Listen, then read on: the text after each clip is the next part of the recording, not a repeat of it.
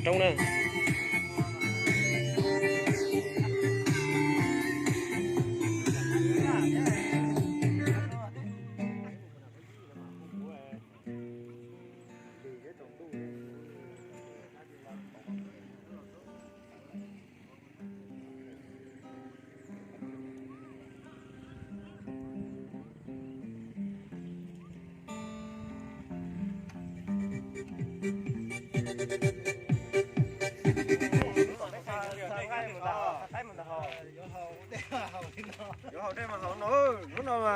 Những lần bé hư phạt ta nữa.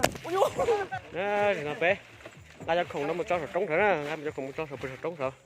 Ai cho khủng cho sổ trống để liệt chè cay xía chè bé. Nó ngay xuống nữa. Chua một tay phải rất to, chua. Mua cho kẹo cho nó cũng cao hơn. Đây.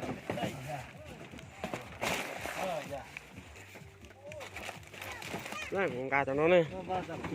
Gà cho nó này.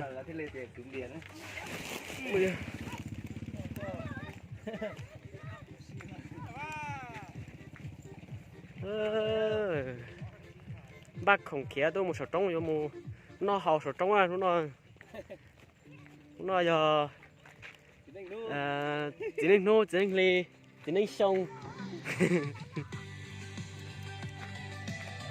đây ở vô xía đó